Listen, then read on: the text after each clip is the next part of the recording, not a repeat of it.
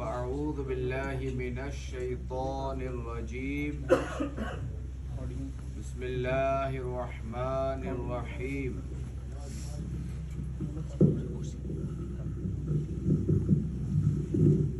صلوا على الحبيب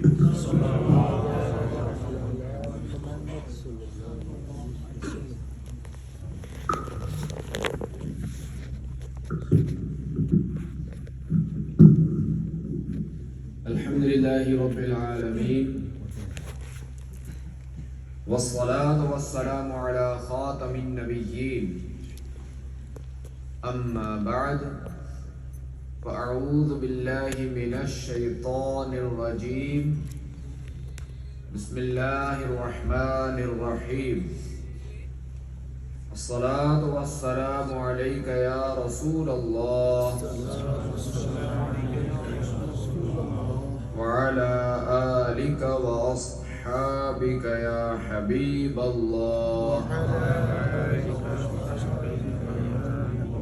الصلاة والسلام عليك يا نبي الله وعلى آلك وأصحابك يا نور الله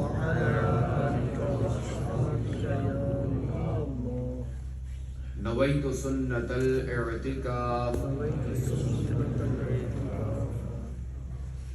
پیارے اسلامی بھائیو، جب بھی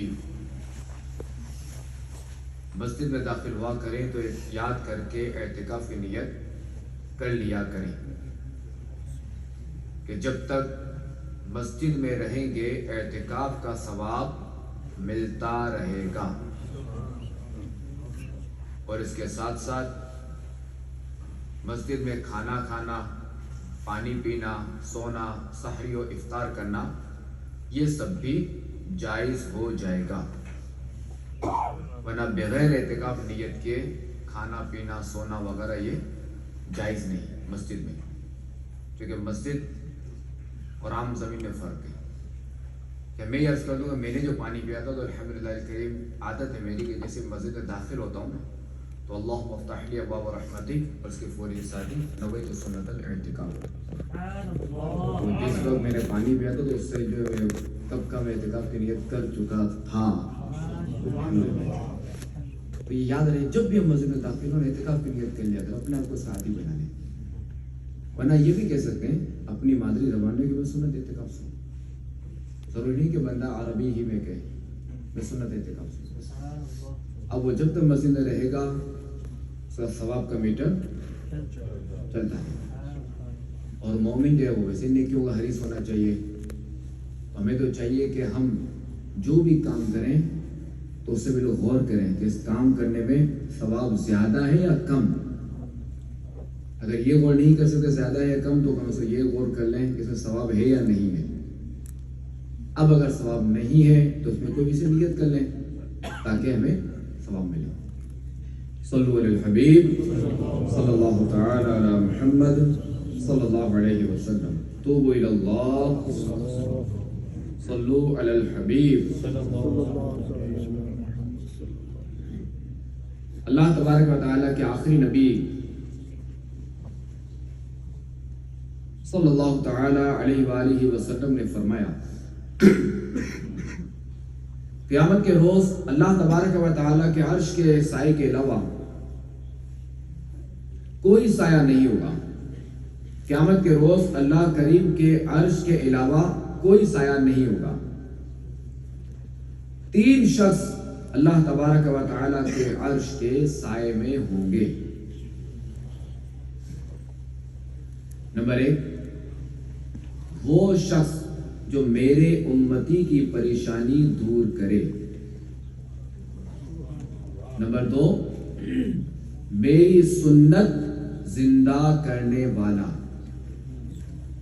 اور نمبر 3 مجھ پر کثرت سے درود پڑھنے والا.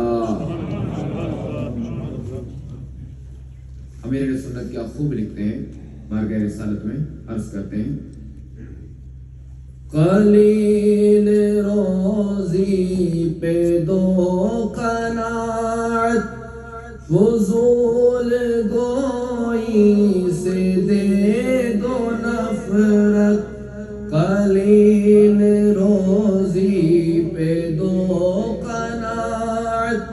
فضول گوئی سے دے دو نفرت درود پڑھتا رہوں بکثرت نبی رحمت شفیع امت درود پڑھتا رہوں بکثرت نبی رحمت شفیع امت صلو علی الحبیب توبوا الی اللہ صلو علی الحبیب صلی اللہ علی محمد صلی اللہ علیہ وسلم. الحمدللہ الکریم آج نیدرلینڈ کے شہر ایمسٹرڈیم میں ایمسٹرڈیم کی جامع مسجد فرید الاسلام اس میں الحمدللہ الکریم دعوت اسلامی کا سنت و برا اجتماع ہو رہا ہے. یہاں الحمدللہ الکریم کثیر عاشقان رسول موجود ہیں اور یہی اجتماع جو ہے وہ مدنی چینل پہ بھی ٹیلی کاسٹ کیا جا رہا ہے. تو یہاں تشریف لانے والے اسلامی بھائیوں اور مدنی چینل کے ناظرین، آئیے بیان سننے سے قبل اچھی نیتیں کر لیتے ہیں کہ فرمان خاتم النبیین صلی اللہ تعالی علیہ وآلہ وسلم نیت المؤمن خیر من عملہ، مسلمان کی نیت اس کے عمل سے بہتر ہے. اور یہ یاد رہے کہ نیک اور جائز کام میں جتنی اچھی نیتیں زیادہ ہوں گی اتنا ثواب بھی زیادہ ہوگا. تو نیت کیجئے کہ انشاءاللہ الکریم نگاہ نیچی کیے توجہ کے ساتھ بیان سنوں گا.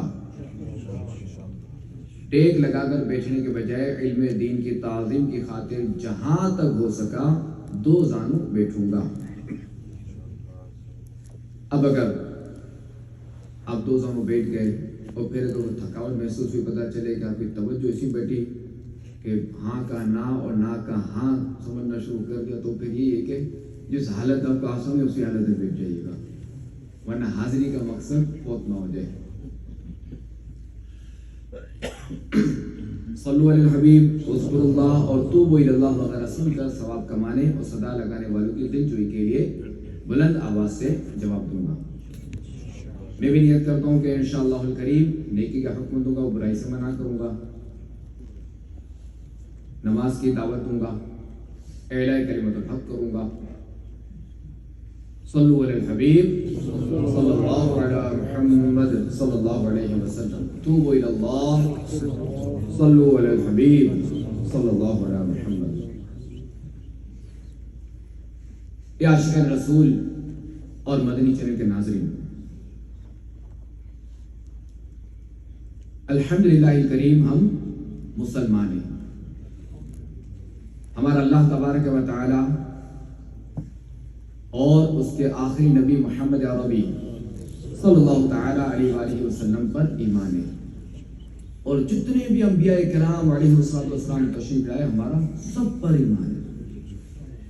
اسی طرح جو بھی اللہ تبارک و تعالی نے کتابیں نازل فرمائی اور صحائف نازل فرمائی ان سب پر ہمارا ایمان ہے. فرشتوں پر بھی ہمارا ایمان ہے. مشہور کتابیں تو 4 ہیں، ان کا سب کو پتہ ہی ہے. تو بعض وہ صحیفے بھی ہیں تو ان پر بھی ہمارا ایمان ہے. ہم جانتے ہیں کہ جو دنیا ہے یہ آخرت کی کھیتی ہے اور انسان اس دنیا میں جو بوئے گا وہ آخرت میں کاٹے گا، کیونکہ قیامت کا دن یہ نیکیوں کی جزائیں ملنے کا دن ہے اور گناہوں کی سزائیں ملنے کا دن ہے. مگر افسوس کی بات ہے کہ یہ سب کچھ جاننے کے باوجود ہم اللہ تبارک و تعالیٰ کی عبادت سے بہت دور ہیں اور بندوں کے حقوق کی ادائیگی سے بھی ہم دور ہیں اور بندوں بندوں کے حقوق کی ادائیگی سے بے پرواہ ہو کر جھوٹ، غیبت، چغلی، دھوکہ دہی اور دنیا کی محبت میں بدمست اور آخرت کی تیاری سے غافل ہیں، اور اپنے آپ کو بدلنے کی بھی کوشش ہم نہیں کرتے۔ ویسے تو انسان کی اصلاح میں کئی چیزیں رکاوٹ بنتی ہیں، لیکن آج کے ہم بیان میں 3 اہم چیزیں سنیں گے کہ جو بندے کی اصلاح میں رکاوٹ بنتی ہیں۔ نمبر 1، لمبی امید۔ نمبر 2، خود احتسابی کا نہ ہونا، یعنی اپنے اعمال وغیرہ کا جائزہ نہ لینا، اپنے اعمال کی فکر نہ کرنا۔ اور نمبر 3، بری صحبت۔ تو آئیے سب سے پہلے ہم ایک واقعہ سنتے ہیں۔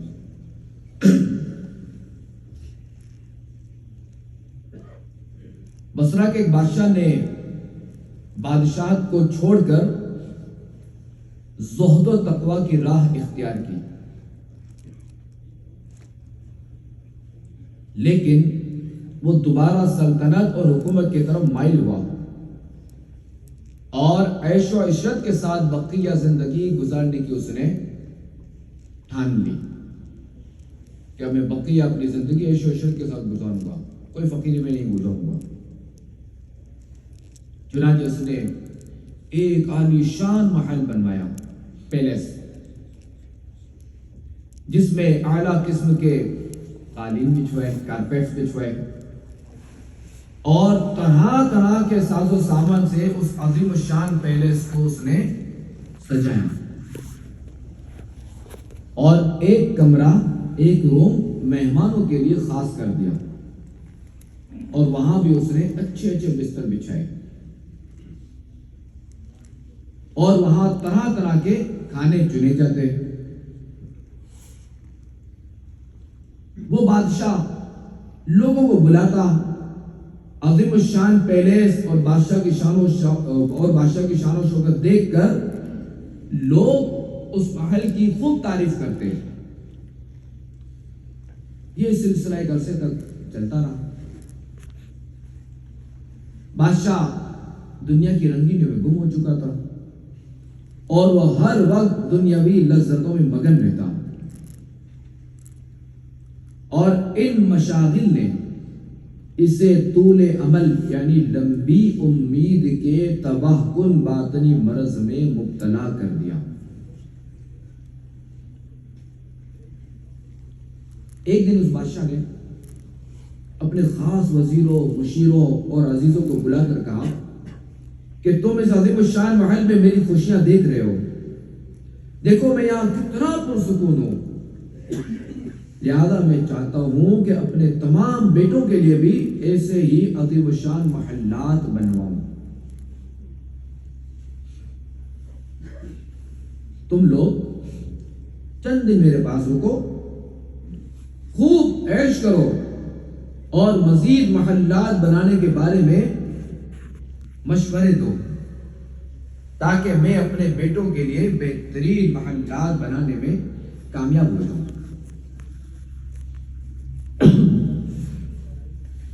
چنانچہ وہ لوگ بادشاہ کے پاس رہنے لگے۔ ایک رات بادشاہ سمیت تمام لوگ لہو و لعب میں مشغول تھے کہ پیلیس کی کسی جانب سے ایک غیبی آواز نے سب کو چونکا دیا، اور وہ کہنے والا کہہ رہا تھا، اے اپنی موت کو بھول کر عمارت بنانے والے، لمبی امیدیں چھوڑ دے، کیونکہ موت لکھی جا چکی ہے۔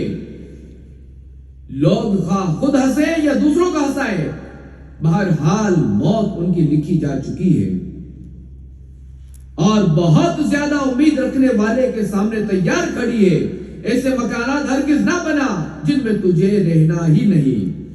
تو عبادت اور ریاضت اختیار کر تاکہ تیرے گناہ معاف ہو جائیں۔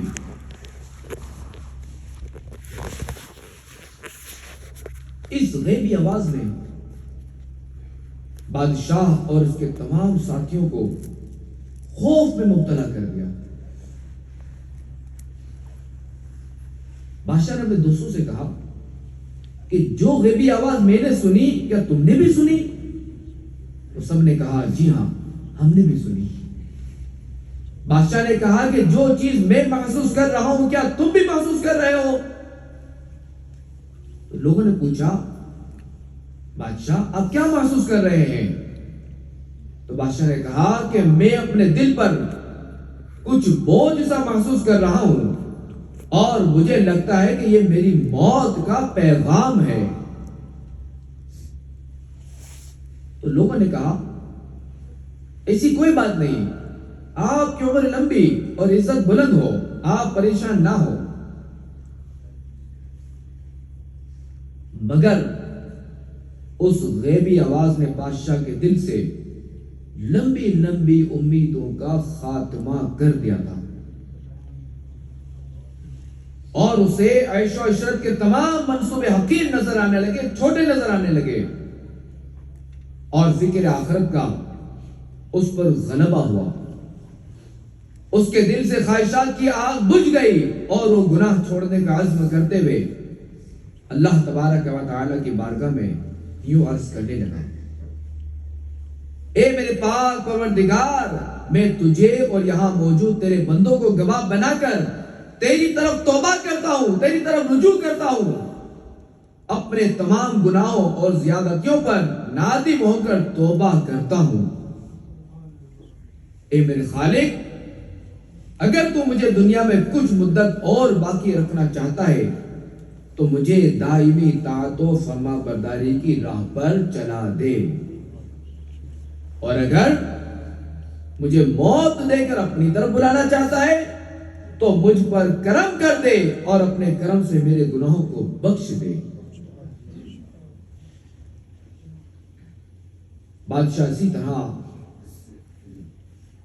التجا کرنے میں، اللہ تعالیٰ کی بارگاہ میں التجا کرنے میں مصروف رہا اور اس کا درد بڑھتا گیا۔ پھر اس نے ان کلمات کی تکرار شروع کر دی، اللہ کی قسم موت، اللہ کی قسم موت۔ بس یہی کلمات اس کی زبان پر جاری تھے کہ اس کی روح پرواز کر گئی، تو بادشاہ کا انتقال ہو گیا۔ خدایا برے خاتمے سے بچانا، خدایا برے خاتمے سے بچانا، خدایا برے خاتمے سے بچانا، پڑھوں کلمہ جب نکلے دم یا الہی، پڑھوں کلمہ جب نکلے دم یا الہی، گناہوں کی عادت بڑھی جا رہی ہے، گناہوں کی عادت بڑھی جا رہی ہے، کرم یا الہی، کرم یا الہی، کرم یا الہی، کرم یا الہی۔ آمین بجاہ خاتم النبیین صلی اللہ تعالی علیہ وآلہ وسلم۔ تو یا عاشقان رسول اور مدنی چینل کے ناظرین، ہمارے اسلام میں جو سب سے پہلی اور جو بڑی رکاوٹ ہے وہ لمبی امیدیں، کہ لمبی امیدیں انسان کو گناہوں کے گہرے گھڑے میں ڈھکیل دیتی ہیں، لمبی امیدیں خواہشات کا دروازہ کھولتی ہیں لمبی امیدیں، اس کی آفت انسان کو دنیا و آخرت میں کئی طرح کی مصیبتوں میں مبتلا کر دیتی ہے، اور نفس و شیطان اسے توبہ کی امید دلا کر اپنے جال میں پھنسا لیتے ہیں۔ لمبی امیدیں انسان کو دنیاوی لذتوں میں بدمست کر دیتی ہیں۔ لمبی امیدیں انسان کو قبر کی وحشتوں سے غافل کر دیتی ہیں۔ لمبی امیدیں انسان کو گناہوں پر دلیر کر دیتی ہیں۔ لمبی امیدیں انسان کی اصلاح میں رکاوٹ بنتی ہیں۔ لمبی امیدیں انسان کو موت کی تیاری سے بے پرواہ کر دیتی ہیں۔ لمبی امیدوں میں مبتلا ہو کر انسان طرح طرح کے گناہوں میں مبتلا ہو جاتا ہے۔ جیسا کہ ہم نے بادشاہ والے واقعے میں سنا کہ بادشاہ لمبی امیدوں اور دیر تک زندہ رہنے کی آفت میں مبتلا ہو کر پر رونق محلات کی تعمیرات اور کھیل کود کے آلات میں مشغول ہوا، اور دوستوں کی بے فائدہ صحبت اور خادموں کی خوشامدانہ خدمت کے نشے میں قبر کی تنہائی کو بھول گیا تھا۔ لیکن جیسے ہی اس کے دل سے لمبی امیدوں کی آگ ختم ہوئی، غفلت کا اندھیرا دور ہوا، تو وہی بادشاہ گناہوں سے بیزار اور اس کا دل دنیا سے اچاٹ ہوا، اور اس نے فوراً بارگاہ الہی میں توبہ کی۔ لمبی امیدوں کے متعلق اللہ تبارک و تعالی قرآن پاک میں ارشاد فرماتا ہے، پارہ 14 سورۃ الحجر کی آیت نمبر 3، ذرهم يأكلوا ويتمتعوا ويلههم الأمل فسوف يعلمون۔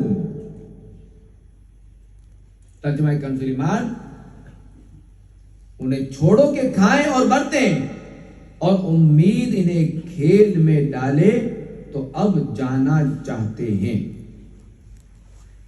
اس آیت کریمہ کی تفسیر میں سید محمد نعیم الدین مراد آبادی علیہ رحمۃ اللہ الہادی فرماتے ہیں کہ اس میں تنبیہ ہے کہ لمبی امیدوں میں گرفتار ہونا اور لذات دنیا کی طلب میں غرق ہو جانا ایماندار کی شان نہیں۔ اور مولا مشکل کشا مسلمانوں کے چوتھے خلیفہ حضرت علی المرتضیٰ شیر خدا کرم اللہ تعالی وجہہ الکریم نے فرمایا کہ لمبی امیدیں آخرت کو بھلاتی ہیں اور خواہشات کا اتباع حق سے روکتا ہے۔ خواہشات کے اتباع، نفس کی جو خواہشات ہوتی ہیں تو اس کا اتباع کرنا یہ حق کو روکتا ہے۔ اب آئیے کہ لمبی امید کسے کہتے ہیں اور لمبی امیدوں سے کیا مراد ہے، اسے سنتے ہیں۔ چنانچہ فیض القدیر میں لکھا ہوا ہے کہ جن چیزوں کا حاصل کرنا بہت مشکل ہو،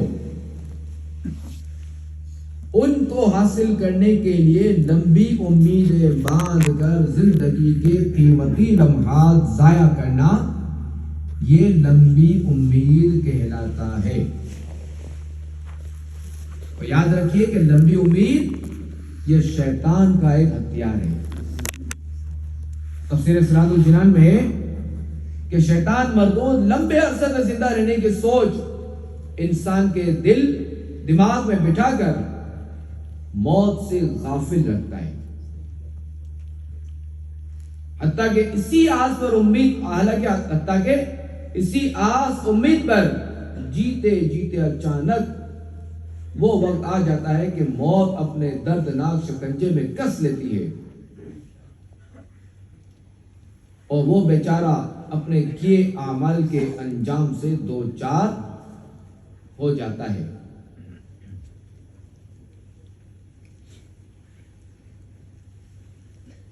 تو اے ہالینڈ کے شہر ایمسٹرڈیم میں شرکت کرنے والے اسلامی بھائیوں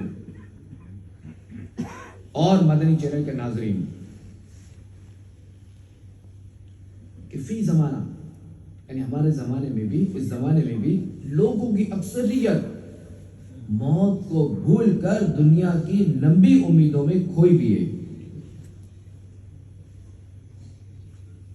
کہ جس کی وجہ سے کہیں گانے باجے کے فنکشن ہو رہے ہیں تو کہیں ڈانس پارٹی ہو رہی ہے تو کہیں تکبر و غرور کیا جا رہا ہے تو کہیں حسد اور عناد تو کہیں بغض و کینہ ہے تو کہیں ذاتی دشمنی تو کہیں کاروباری مال پر جھگڑا ہے تو کہیں وراثت کی تقسیم پر بحث و مباحثہ ہو رہا ہے اور بھائی بھائی کے خلاف ہے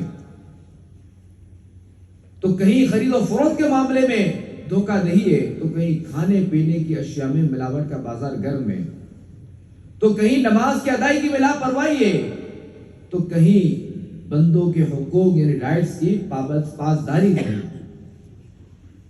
نہ تو علم دین سیکھنے کا ذہن ہے اور نہ ہی حلال اور حرام کی تمیز الغرض موت سے غفلت لمبی امیدیں اور دنیا کی محبت ہمیں بدلنے نہیں دیتی اور ہمیں اپنی اصلاح نہیں کرنے دیتی اور ہمارے دل میں خوف خدا پیدا نہیں ہونے دیتی کیونکہ لمبی امیدیں یہ گناہوں کی جڑ اور انسان کی تباہی و بربادی کا ایک سبب ہے چنانچہ رسول اللہ صلی اللہ تعالی علیہ وآلہ وسلم کا فرمان ہے اول فسادها البخل والعمل یہ عمل ہے الف سے عین سے نہیں ہے عمل اور عمل دونوں میں فرق ہے یعنی اس امت کا پہلا فساد بخل اور لمبی امید ہے مفتی احمد عرفان نعیمی رحمت اللہ تعالی علیہ حدیث پاک کی شرح میں فرماتے ہیں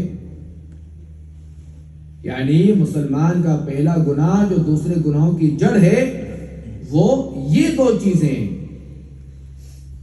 بخل جڑ ہے خون ریزی کی اور فساد کی اور لمبی امیدیں جڑ ہیں غفلت اور گناہوں کی کہ انسان بڑھاپے میں بھی یہ سوچتا ہے کہ ابھی بہت عمر ہے ابھی بہت عمر ہے نیکی آئندہ کر لیں گے اور اسی خیال میں رہتے ہیں کہ موت آ جاتی ہے تو یا عاشقان رسول واقعی حقیقت ہے کہ نفس و شیطان ہمیں اس طرح کے دھوکے میں ڈالتے ہیں کہ ابھی تو تم جوان ہو بڑھاپے میں توبہ کر لینا یا پھر نوکری سے ریٹائر ہونے کے بعد توبہ کر لینا ابھی عمر بڑی پڑی ہے ابھی تو کھیلنے کودنے کے دن ہے ابھی دوستوں کے ساتھ نائٹ کلب میں جانے کے دن ہے ابھی تو عمدہ ریسٹورینٹس پر کھانے کے دن ہے ارے ابھی تو گھومنے پھرنے کے دن ہے بعد میں توبہ کر لینا بڑھاپے میں خوب نہیں کیا کر لینا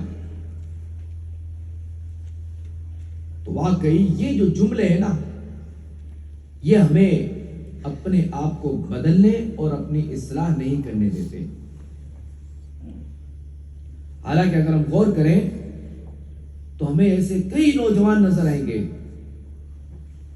جن کی جوانیاں بھی اسی طرح کے خیالات میں گزر رہی تھیں مگر زندگی نے ان کے ساتھ وفا نہیں کی اور وہ اچانک موت کا شکار ہو گئے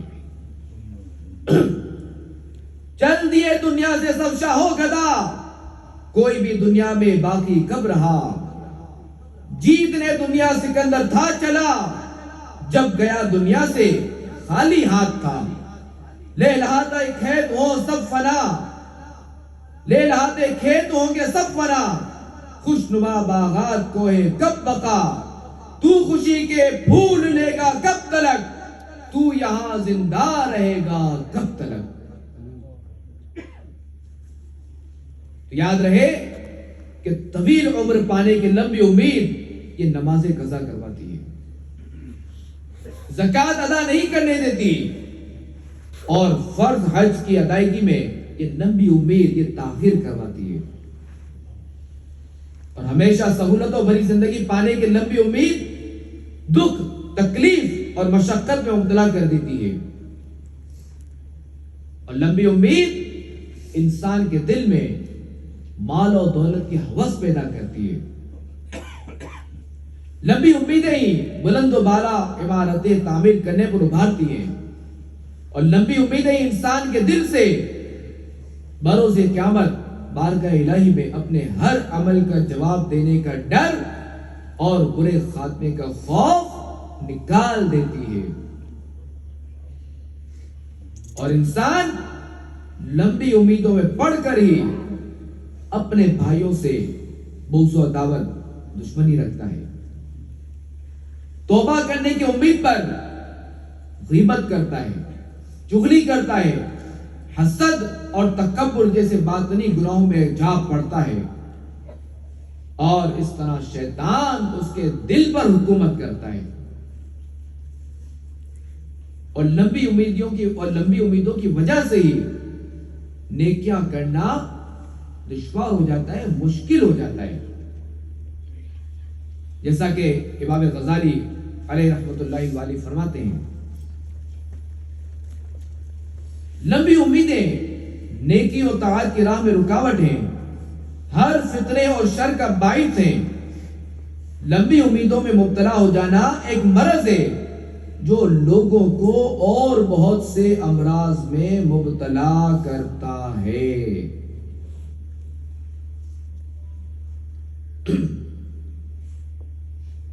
ایک دن مرنا ہے آخر موت ہے، کر لے جو کرنا ہے آخر موت ہے، یاد رکھ ہر آن آخر موت ہے، بن تو مت انجان آخر موت ہے، مرتے جاتے ہیں ہزاروں آدمی آخر و نادان آخر موت ہے۔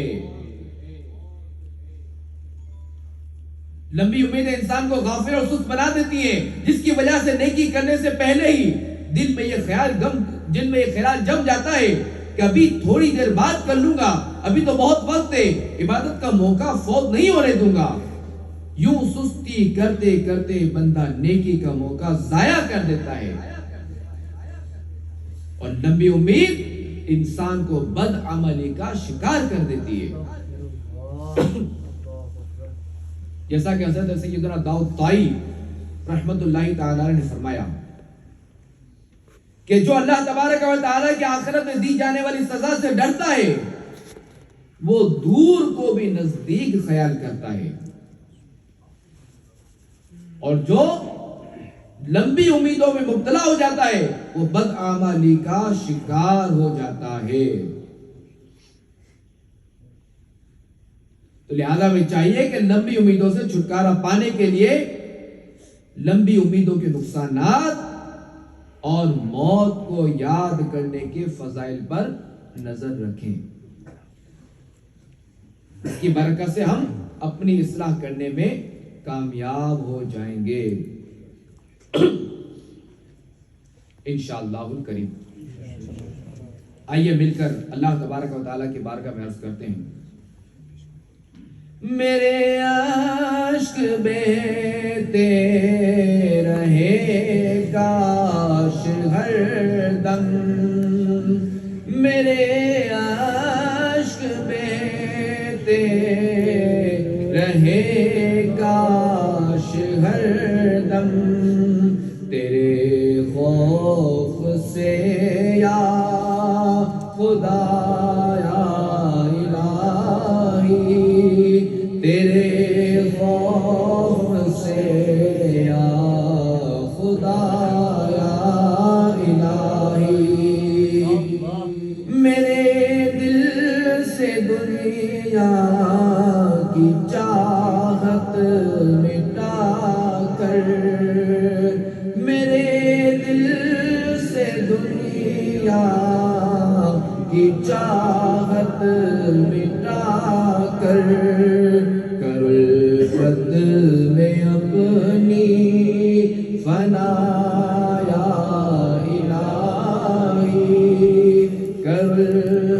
میں اپنی فنا یا الہی آمین بجاہ خاتم النبیین صلی اللہ تعالی علیہ وآلہ وسلم صلو علی الحبیب صلی اللہ تعالی علی محمد صلی اللہ علیہ وسلم توبوا الی اللہ صلو علی الحبیب صلی اللہ علی محمد صلی اللہ علیہ وسلم. ایک تو میں نے عرض کیا تھا ہمارے اسلام میں رکاوٹ کا سبب لمبی امید، اور دوسرا سبب ہے خود احتسابی کا نہ ہونا. تو ہماری جو ہے وہ اسلام میں رکاوٹ اور نہ بدلنے کی جو دوسری جو اہم ترین وجہ ہے وہ ہے اپنے اعمال کا جائزہ لینے کی سوچ کا نہ ہونا.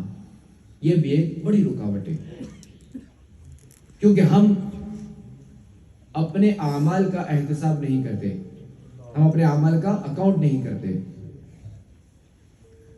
اور یاد رہے کہ خود احتسابی کا نہ ہونا انسان کو اپنی آخرت سے غافل کر دیتا ہے. خود احتسابی کا نہ ہونا انسان کو نیک اعمال سے دور کر دیتا ہے. اور جو انسان اپنا محاسبہ کرتا ہے، اپنے عمل کا جائزہ لیتا رہتا ہے، تو وہ نیکیوں کا حریص بن جاتا ہے اور گناہوں سے ہر دم بچنے کی کوشش کرتا ہے. اور موت کا تصور ہر دم اس کی آنکھوں میں رہتا ہے اور خوف خدا اس کے دل میں رچ بس جاتا ہے. آپ دیکھیں کہ جو لوگ بزنس مین ہیں وہ اگر اپنا حساب کتاب نہیں کرتے، وہ یہ جائزہ نہیں لیتے کہ کیا کمایا کیا کھویا، یعنی کتنا فائدہ کیا کتنا نقصان کیا. اب اگر وہ کاروبار ان کا جاری ہے اور وہ پیسے نکال رہے چونکہ انہوں نے حساب تو کیا نہیں، تو نتیجہ کیا نکلتا ہے کہ اچانک جو نا وہ سر پہ ہاتھ رکھ کے بیٹھے تھے، یہ کیا ہو گیا، میں نے تو اتنی انویسٹ کی تھی، یہ ساری کہاں چلی گئی؟ کیونکہ انہوں نے اکاؤنٹ مینیج نہیں کیا نا. تو اب جب انہوں نے اپنا احتساب نہیں کیا، حساب کتاب نہیں کیا، تو پھر نقصان اٹھایا. تو لہذا یہی وجہ ہے کہ اگر ہم اپنے اعمال کا جائزہ نہیں لیتے، اپنے اعمال کا حساب کتاب نہیں کرتے، غور و فکر نہیں کرتے، تو پھر یہ معاملات رہتے ہیں. اور ہمارے بزرگان دین رحمہ اللہ المبین روزانہ اپنے اعمال کا اکاؤنٹ کرتے، اپنے اعمال کا جائزہ لیتے اور خوف خدا سے لرزتے. جیسا کہ حضرت ابو بکر قطانی رحمۃ اللہ تعالی علیہ فرماتے ہیں کہ ایک شخص برائیوں اور خطاؤں پر اپنے نفس کا محاسبہ کیا کرتا تھا. ایک دن اس نے اپنی زندگی کے سالوں کا حساب لگایا تو 60 سال بنے، 60 ایئرز. پھر دنوں کا حساب کیا تو 21,500 دن بنے. تو اب اس نے ایک زوردار چیخ ماری اور بے ہوش ہو کر گر پڑا. جب ہوش میں آیا تو کہنے لگا کہ ہائے افسوس، اگر روزانہ ایک گناہ بھی کیا ہو تو اللہ تبارک و تعالیٰ کے حضور 21,500 گناہ لے کر حاضر ہوں گا، تو ان گناہوں کا کیا حال ہوگا کہ جن کا میں شمار ہی نہیں کیا.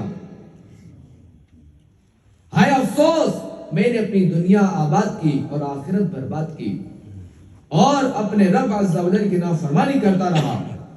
میں دنیا میں تو آبادی سے بربادی کی طرف منتقل ہونا پسند نہیں کرتا، تو بروز قیامت بغیر ثواب و عمل کے حساب و کتاب کیسے دوں گا اور عذاب کا سامنا کیسے کروں گا.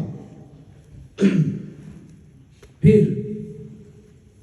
اس نیک شخص نے، اس خوف خدا والے شخص نے زوردار چیخ ماری اور زمین پر گر گیا. اور جب اسے حرکت دی گئی تو پتا چلا کہ اس کا انتقال ہو چکا تھا. تو عاشقان رسول، سنا آپ نے کہ ہمارے بزرگان دین، ان کے نزدیک غور و فکر کرنا، محاسبہ کرنا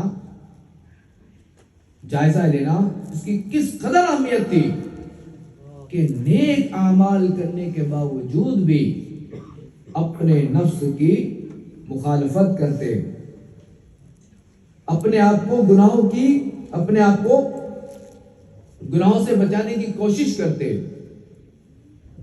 और बारगाह इलाही में हाजिरी का खौफ दिलाते रहते। तो जरा ये सोचिए कि जब ये अल्लाह वाले इस कदर इस्तिकामत के साथ अपना मुहासबा करते और आखिरत के बारे में गौर व फिक्र करते थे, तो हम गुनाहगारों को गौर व फिक्र करने, अपने अमाल का जायजा लेने की किस कदर ज्यादा जरूरत है। तो आइए गौर व फिक्र की आदत बनाने के लिए एक और वाकया सुनते हैं। चुनांचे हज़रत राबिया बसरिया रहमतुल्लाहि अलैहा का मामूल था कि जब रात होती और सब लोग सो जाते तो ये अपने आप से कहती है, राबिया हो सकता है कि ये तेरी जिंदगी की आखिरी रात हो सकता है कि तुझे कल का सूरज देखना नसीब ना हो। उठ और अपने रब करीम की इबादत कर ले ताकि कल क़यामत में तुझे नदामत का सामना ना करना पड़े। हिम्मत कर, सोना मत, जाग कर अपने रब की इबादत कर। ये कहने के बाद आप रहमतुल्लाहि ताला ने उठ खड़ी होती और सुबह तक नवाफिल अदा करती रहती। जब फज्र की नमाज अदा कर लेती तो अपने आप को मुखातब करके दोबारा फरमाती, ए मेरे नफ्स, तुम्हें मुबारक हो कि गुज़श्ता रात तूने बड़ी मशक्कत उठाई, लेकिन याद रख ये दिन तेरी जिंदगी का आखिरी दिन हो सकता है। और ये कहकर फिर इबादत में मशगूल हो जाती और जब नींद का गलबा होता तो उठकर घर में टहलना शुरू कर देती और साथ साथ खुद से फरमाती जाती, राबिया ये भी कोई नींद है, इसका क्या लुत्फ, इसे छोड़ दो और कब्र में मजे से लंबी मुद्दत के लिए सोती रहना। आज तो तुझे ज्यादा नींद नहीं आई, लेकिन आने वाली रात में नींद खूब आएगी। हिम्मत करो और अपने करीब रब को राजी कर लो। इस तरह करते करते आप रहमतुल्लाहि ताला अलैहि ने 50 साल गुजार दिए, 50 years। आप रहमतुल्लाहि ताला अलैहा ना तो कभी बिस्तर पर सोई और ना ही कभी तकिए पर सर रखा, यहां तक कि आप रहमतुल्लाहि अलैह का इंतकाल हो गया।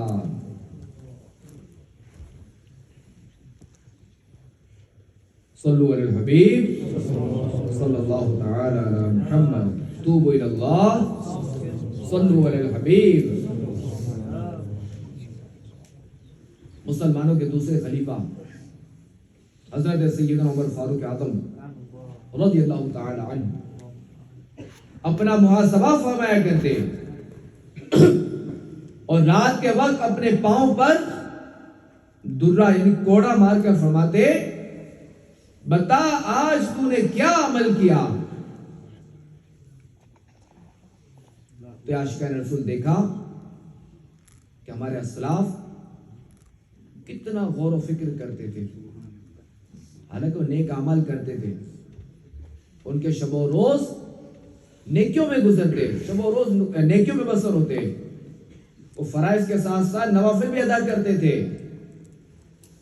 फर्ज तिलावत के साथ नमाज जो फर्ज उसके साथ ये, इसके अलावा भी तिलावत कुरान करते थे, जिक्रुल्लाह करते थे। इनकी ज़बानें तो जिक्रुल्लाह से तर रहती थी और इसके साथ साथ नफली रोजे भी रखते थे। मगर इसके बावजूद वो अपना मुहासबा करते थे, गौर व फिक्र करते थे, अपने अमल का जायजा लेते थे। अल्हम्दुलिल्लाह करीम, ये ऐसी प्यारी सोच ये दावत इस्लामी देती है। अभी तो आपने बयान सुना कि लंबी उम्मीद है, क्योंकि वक्ती तौर पर बंदा जब आता है अच्छे इज्तिमात में तो वक्ती तौर पे उसकी कुछ सोच बनती है। तो अब जाने के बंदे की सोच बनती है, इज्तिमा में आता है तो नहीं रखनी चाहिए, मुझे जो वो अपना जो वो अकाउंट करना चाहिए, मुझे अपने आमाल का जायजा लेना चाहिए।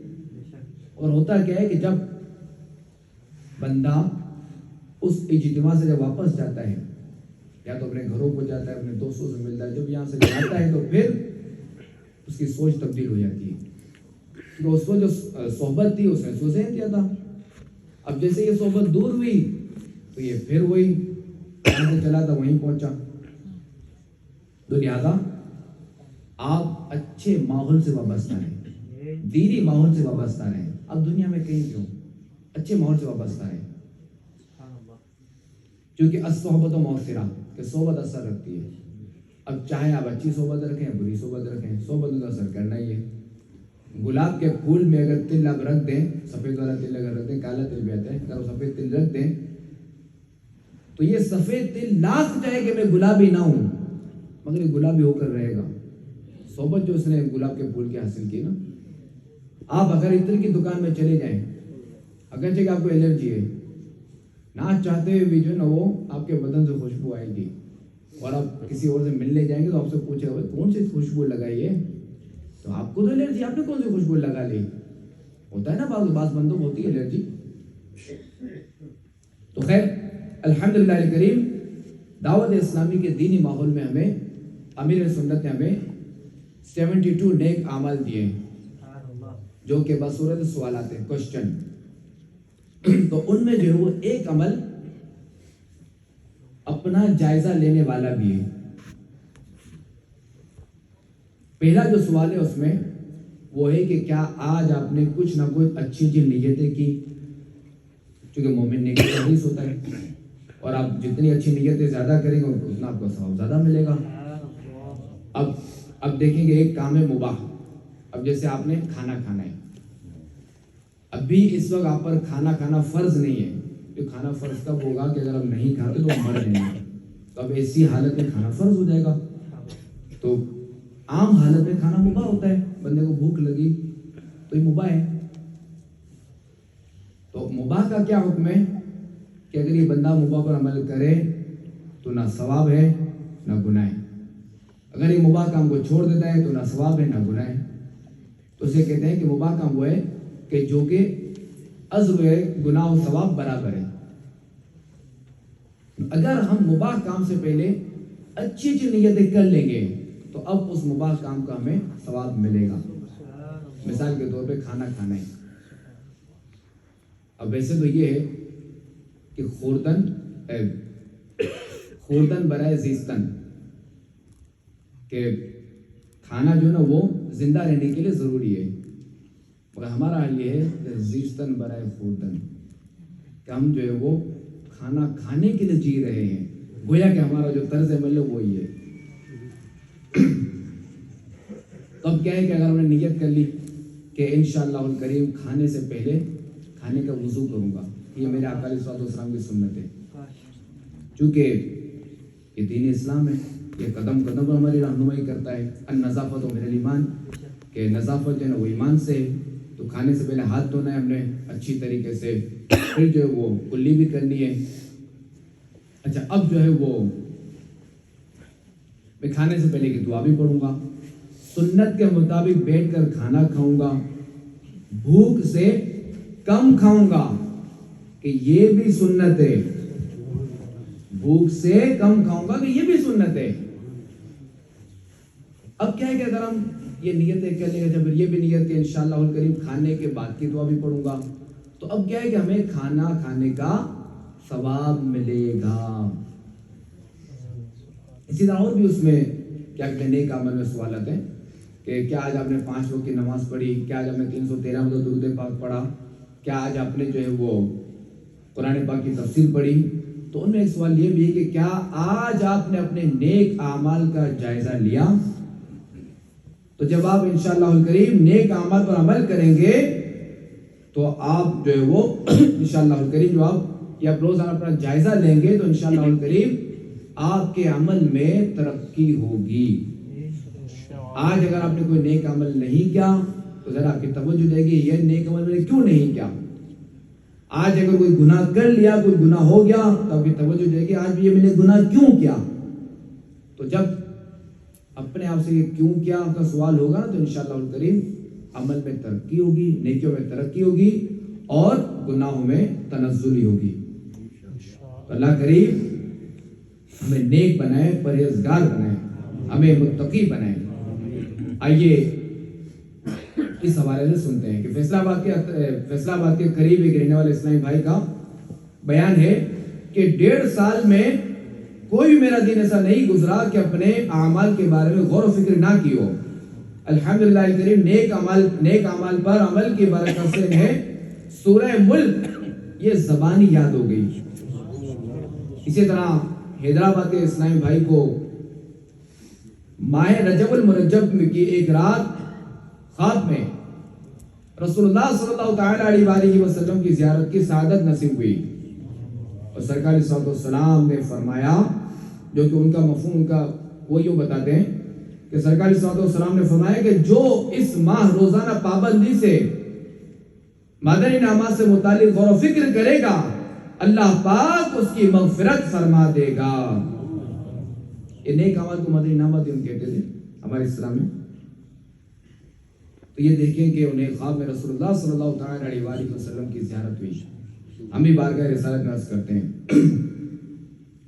میرے تم خواب میں آؤ، میرے گھر روشنی ہوگی، میرے تم خواب میں آؤ، میرے گھر روشنی ہوگی، میری قسمت جگا جاؤ، عنایت یہ بڑی ہوگی، میری قسمت جگا جاؤ، عنایت یہ بڑی ہوگی، مجھے گر دید ہو جائے تو میری عید ہو جائے، مجھے گر دید ہو جائے تو میری عید ہو جائے، تیرا دیدار جب ہوگا آقا، تیرا دیدار جب ہوگا آقا، تیرا دیدار جب ہوگا آقا، تیرا دیدار جب ہوگا، مجھے حاصل خوشی ہوگی، تیرا دیدار جب ہوگا، مجھے حاصل خوشی ہوگی۔ صلو علی الحبیب۔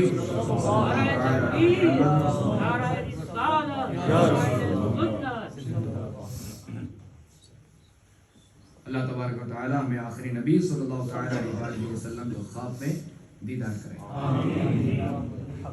اچھا، ہماری اسلام میں رکاوٹ کا ایک سبب جو ہے وہ میں نے عرض کیا تھا کہ بری صحبت بھی ہے۔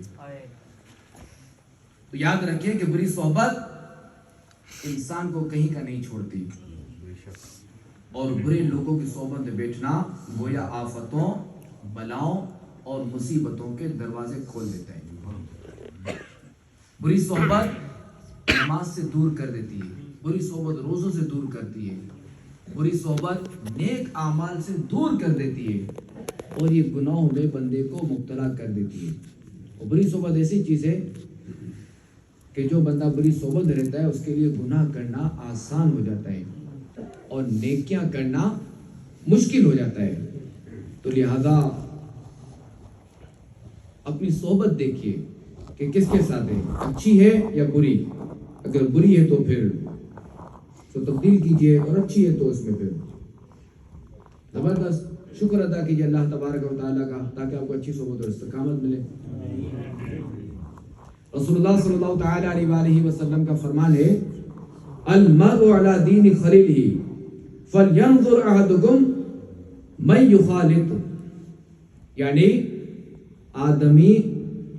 آدمی اپنے دوست کے دین پر ہوتا ہے، اسے یہ دیکھنا چاہیے کہ کس سے دوستی کرتا ہے۔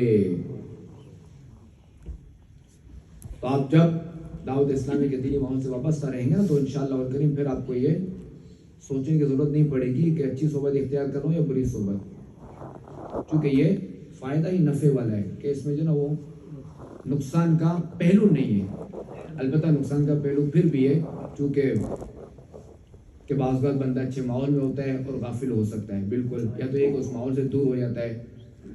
تو چونکہ بندہ اچھی صحبت اختیار کرے اور اللہ تبارک و تعالیٰ سے دعا بھی کرتا رہے، اور ہمیں جو ایمان کی دولت ملی، جن کو نماز کی توفیق ملی، جنہیں سنتوں پر عمل کی توفیق ملی، میں ظاہر ہے کہ میں ان اسلامی بھائیوں سے مخاطب ہوں کہ جو دعوت اسلامی کا دن رات کام کرتے ہیں، میں ان سے مخاطب ہوں کہ آپ کو ماشاءاللہ الکریم نیکی کی دعوت دینے کی توفیق ملی، امام شریف سجانے کی توفیق ملی، سنت اور عمل کرنے کی توفیق ملی، تو یاد رہے کہ ضروری نہیں کہ مرتے دم تک یہ رہے، کہ اصل تو یہ کہ بندے کا خاتمہ اسی پر ہو۔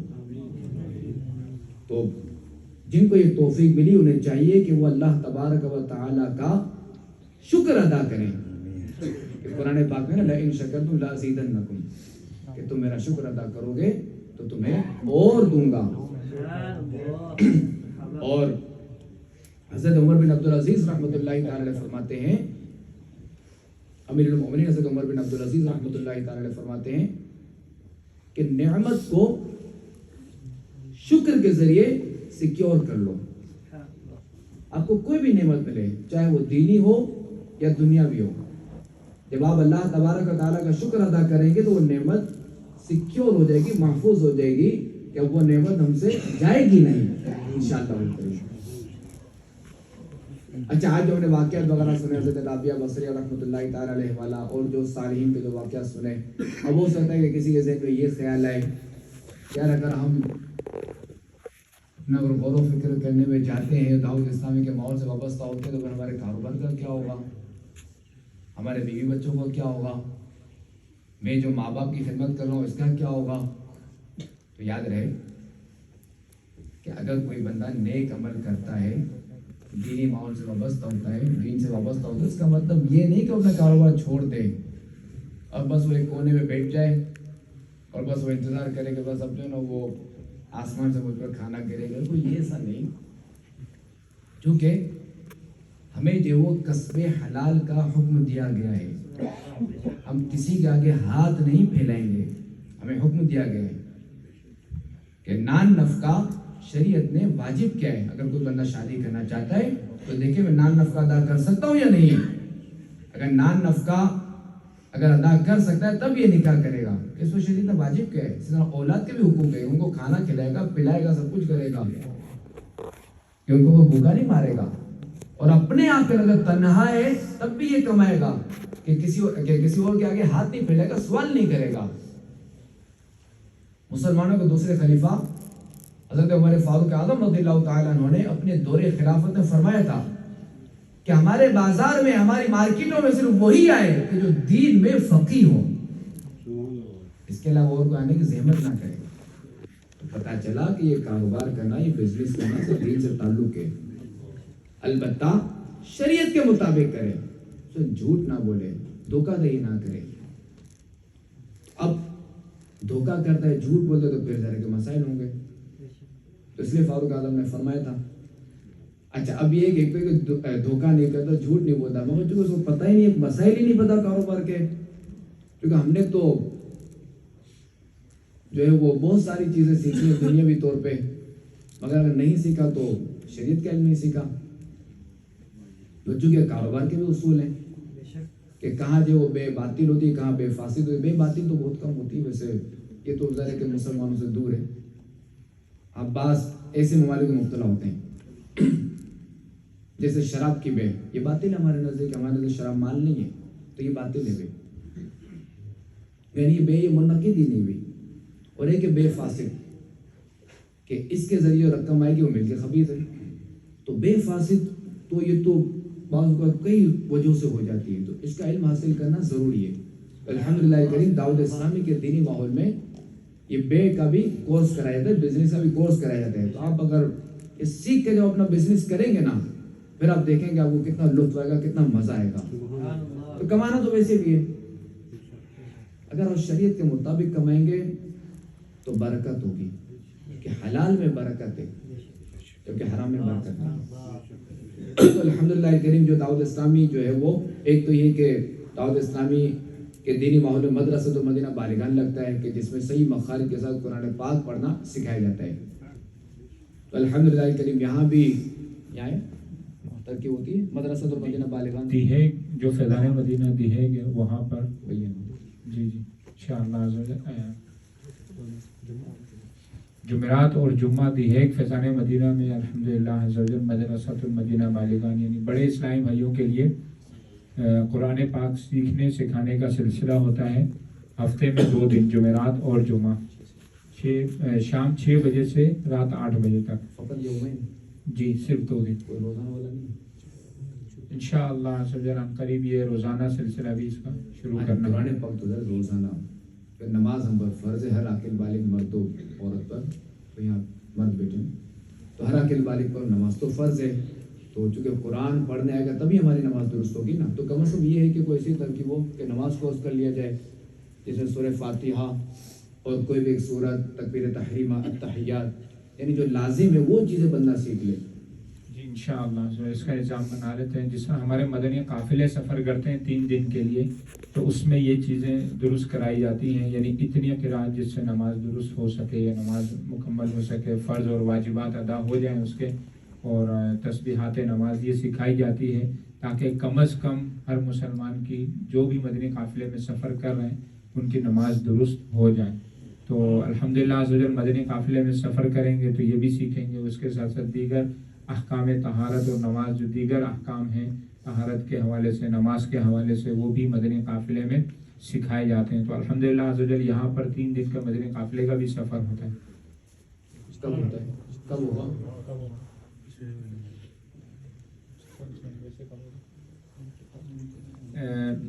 مہینے کا آخری ویکنڈ جو ہوتا ہے وہ آخری ویکنڈ یعنی آخری جمعہ ہفتہ اتوار، یہ 3 دن مدنی قافلہ سفر کرتا ہے ہر مہینے کا آخری ہفتہ جمعہ ہفتہ اتوار. چلے دسمبر کا جمعہ ہفتہ اتوار کون سفر کرے گا؟ ہاتھ اٹھا کے ساتھ. ماشاءاللہ. ہاتھ نظر نہیں ہے مجھے. یہ آپ ایک دفعہ یہ آپ انشاءاللہ عزوجل مدنی قافلے میں سفر کریں گے تو آپ کو ایکسپیرینس ہوگا، ایک بالکل ڈیفرنٹ ایکسپیرینس ہوگا. آپ کو وہ چیزیں سیکھنے کو ملیں گی کہ جو ہر مسلمان پر فرض تو ہیں لیکن تقریباً ہم لوگ غافل ہی ہوتے ہیں. اس کے بعد آپ کو نماز پڑھنے میں بھی مزہ آئے گا، جب نماز کے احکام، نماز پڑھنی کس طرح ہے، تلاوت کرنی کس طرح ہے، وضو طہارت کرنا کس طرح ہے، اس کے فرائض کیا ہیں، نماز کے فرائض و واجبات کیا ہیں، نماز کن سے فاسد ہوتی ہے اور کس چیز سے سجدہ سہو واجب ہو جاتا ہے، یہ مسائل انشاءاللہ عزوجل آپ کو ان 3 دنوں میں سکھائے جائیں گے. جب آپ یہ سیکھ کر نماز پڑھیں گے تو اس کا لطف ہی کچھ اور ہوگا. اس کی بات ہی کچھ اور ہوگی. جیسے آپ نے گاڑی چلانا کون کون جانتا ہے؟ اگر آپ کو راستہ پتہ نہ ہو اور کوئی بڑا میں کوئی بیٹھا ہو وہ راستہ بتائے، اور ایک کہ آپ کو راستہ پتہ ہے، اب آپ خود چلا رہے ہیں، کس میں مزہ ہے؟ جس میں خود پتہ اس میں مزہ ہے نا. تو نماز کے مسائل پتہ ہوں گے تو پھر آپ کا مزہ ہی الگ آئے گا انشاءاللہ. تو اب یہ ہے کہ مدرسۃ المدینہ، اچھا مدرسۃ المدینہ بالغان کے لیے کون کرتا ہے؟ ابھی تو فی الحال ہفتے میں 2 دن ہے جو کہ بہت ہی کم ہے. تو چلے 2 دن ہی صحیح، نہانے سے تو بہتر. تو کون کون نیت کرتا ہے؟ اور جن کے لیے قریب ہے، جو یہاں پہنچ پاتے ہیں، جو جگہ بتائے کہاں Faizan Madina,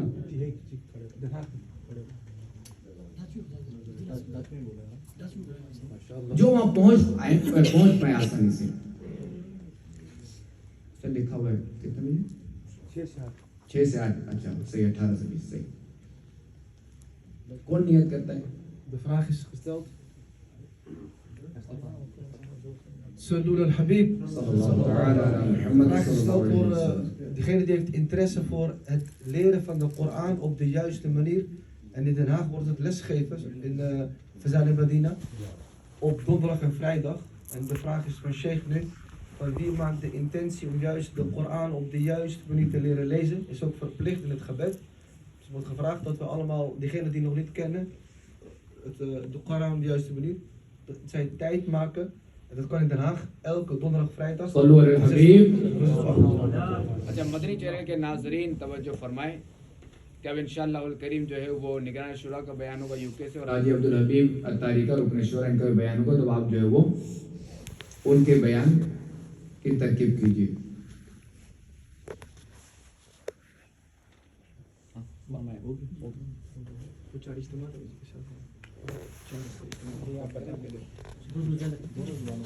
Sallu al Habib. Alhamdulillah.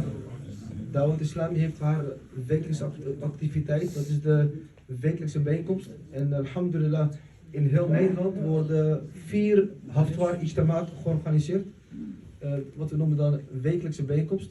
Elke donderdagavond van ongeveer 8 uur in Moskee Al Ghoutia in Rotterdam wordt dat gehouden. Lezing is in het Nederlands voor de jongeren. Elke vrijdagavond in deze mooie moskee om 7:30. Elke zaterdagavond Moskee Al Ghoutia in Amsterdam, ook om 7:30. En elke zondagavond in Den Haag, in Fazan en Medina, ook een wekelijkse bijeenkomst. Dus verzoeken aan iedereen wat jullie uitkomt, wat in de buurt is, dat we dus de tijd maken om de wekelijkse bijeenkomst bij te wonen. En om onze imaan te versterken en kennis op te doen over islam. Sallu al Habib.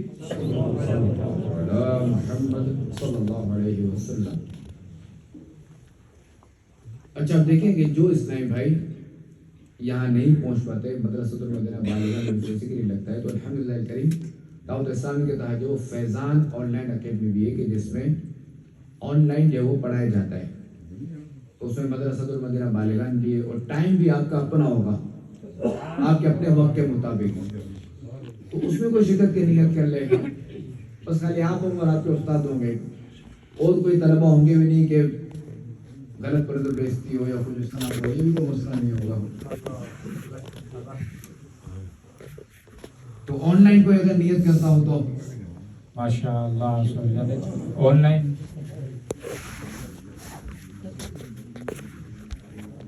یہ قرآن پاک تو ہم سب کو سیکھنا ہی چاہیے. رب تبارک و تعالیٰ کا پاک کلام ہے.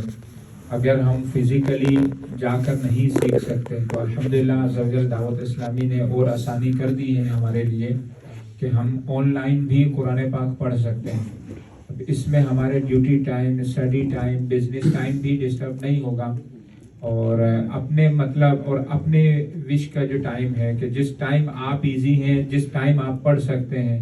آپ فجر کے بعد صبح پڑھ سکتے ہیں، فجر سے پہلے پڑھ سکتے ہیں، تو بھی آپ کے لیے استاد صاحب آن لائن پڑھانے کے لیے اویلیبل ہوں گے. آپ رات کو پڑھ سکتے ہیں، دن میں آپ کے پاس کوئی پاؤز یعنی بریک ہوتا ہے دن میں، ظہر سے پہلے، ظہر کے بعد یا مغرب کے بعد، عشاء کے بعد، جو ٹائم آپ کو سوٹ کرتا ہے تو اس ٹائم میں الحمدللہ عز و جل دعوت اسلامی آپ کو یہ سروس پرووائڈ کرتی ہے کہ آپ اس ٹائم میں قرآن پاک سیکھ سکتے ہیں. نہ صرف قرآن پاک بلکہ دیگر اور کورسز بھی ہیں کہ جو آپ کر سکتے ہیں. بزنس کے حوالے سے اگر آپ نے کچھ سیکھنا ہے تو بزنس کے حوالے سے سیکھ سکتے ہیں. اگر آپ عمرے پر جا رہے ہیں، حج پر جا رہے ہیں، آپ پر زکوٰۃ فرض ہوتی ہے، واجب ہوتی ہے، تو اب آپ زکوٰۃ کے مسائل سیکھ سکتے ہیں، حج و عمرہ کے مسائل سیکھ سکتے ہیں. آپ کو اپنی زندگی گزارنے کے لیے شرعی اصول اور شرعی رہنما اصول چاہیے ہیں کہ میں یہ کام کرنے جا رہا ہوں یا یہ کام مجھ پر لازم ہے، اس کو میں شریعت کی روشنی میں کیسے ادا کروں گا. الحمدللہ عز و جل دعوت اسلامی آپ کو یہ سکھائے گی. آپ کے لیے جب ایزی اور آپ کے لیے جب سوٹیبل ٹائم ہو تو یہ آن لائن یہ کورسز کر سکتے ہیں. قرآن پاک بھی پڑھیں اور علم دین بھی حاصل کریں. فیضان آن لائن اکیڈمی ہے، تو اس میں آپ رجسٹریشن بھی کرائیں سرفراز بھائی کے ذریعے. آن لائن بھی آپ رجسٹریشن کروا سکتے ہیں. تو انشاءاللہ عز و جل آپ کو 1 to 1 ہوگا، ٹیچر اینڈ اسٹوڈنٹ 1 to 1 انشاءاللہ عز و جل. تو کوئی نیت کرتا ہے تو ہاتھ اٹھاتا ہے. اچھا موقع ہے.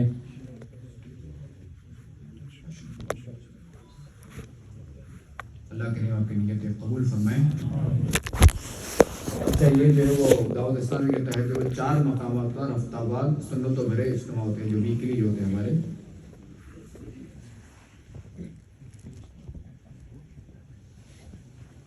मस्जिद गौसिया रोटरडैम बरोज जुमेरात 8 बजे होता है, रात 8 बजे 20 बजे। और ये जो मस्जिद है मस्जिद फरीदुल इस्लाम, इसमें जो है वो बरोज जुम्मा रात 7:30 बजे होता है, हफ्तावार सनदोर इज्तिमा। मस्जिद गौसिया 2 हैं। अच्छा, एक मस्जिद गौसिया जो इसी शहर में एम्स्टरडैम में, उसमें बरोज हफ्ता रात जो है वो 7:30 बजे हफ्तावार इज्तिमा होता है। और एक है फैजान मदीना दी हेग सिटी, दी हेग सिटी, तो इसमें जो बरोज इतवार रात 19:30 बजे, बरोज इतवार रात 7:30 बजे होता है। तो आप सबसे इंतजार है कि आप इन जहाँ हो सके इन चारों में से किसी भी एक हफ्ता इज्तिमा में शिरकत फरमाया करें, ताकि आप कनेक्ट रहें। जिसके लिए जो आसानी हो, जो जगह आसान हो, वहाँ वो तशरीफ ले लें, बल्कि हाजिर हो कि नेक इज्तिमात में बंदा हाजिर होता है।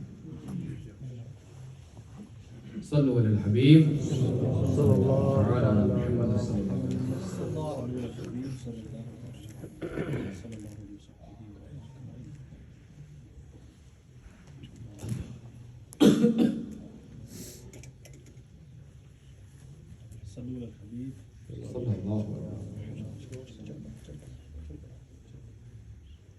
मेरे मीठे और प्यारे इस्लामी भाइयों, हमने बयान सुना, अल्लाह करीम अमल करने की तौफीक अता फरमाए।